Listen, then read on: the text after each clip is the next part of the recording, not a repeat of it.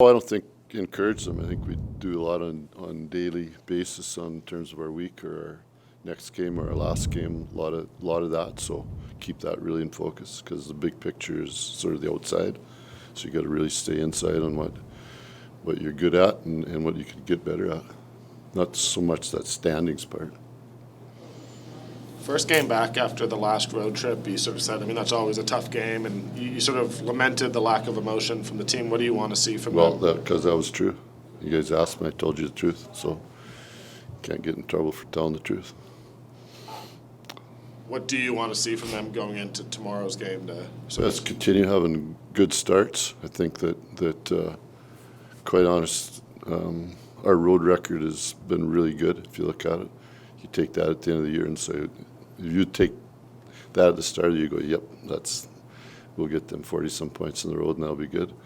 And that's kind of our trail that we're on. I think at home, though, we've been really up and down, and that's something that goes back to when I came here. That's exactly what the players told me, that they had some issues at home, so that's part of that process of trying to build that up again. I think we for sure need I have so much respect for the fan and for the building that I expect the players to have that also. What do you think is the biggest difference between how your team plays at home versus on the road? I don't think it's team-wide. I don't think it's a team function. I think I'm not getting into the individual stuff, but you can do that yourself, but you can do that and get a pretty good grab.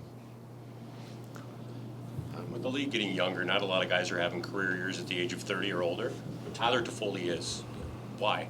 I think those guys, even though you say the league's getting younger, your average age of your league is somewhere between 27 and 30, right? So we say the league's getting younger because there's young stars are so dominant. You see that on a nightly basis, right? The kids and some teams have 2 of them or 3 of them, so those teams become so much better in a hurry. But I think that those guys, quite honest, those guys at Touchwood stay healthy. They're 28 to 32 are their prime years. So, that's not just my opinion. That's a fact. Like, I kind of laugh when I see, team or just hear or see that it's their window or whatever. It's the team's window. That's a bunch of BS, right? It takes you 5 or 6 years, and then those guys should be in their prime by then. And a guy like Ty, who's won and lost and been moved, and he's going to hit his numbers again. You don't look at career years. You look at career averages. Once they've hit a certain age, once they hit that age, that's how you look at it. And that's the way it works. So he's a 200-foot player. So if he plays on a good team, and plays with good teammates, good line mates, then he's going to have a good year, and he usually does. He hits 20-some every year. I mean, On that same sort of idea, Michael Backlund is a guy who's been remarkably consistent throughout his career. He actually looks like he should be well above his career average. Yeah, he's having a good season. A lot of that's because Michael last year, I think, took to heart that he was really good in the playoffs, and we talked to him about taking that next step in his game. Because a lot of guys haven't played many playoff games, have a hard time understanding that, and then the playoffs go by and they go, okay, so we play the playoffs. But when you get into the second round and you're a major part of why you got there, then that level you should be able to sustain that level.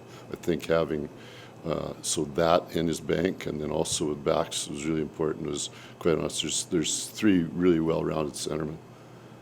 It's the first time that he's been able to have that on, with Naz and Lindy.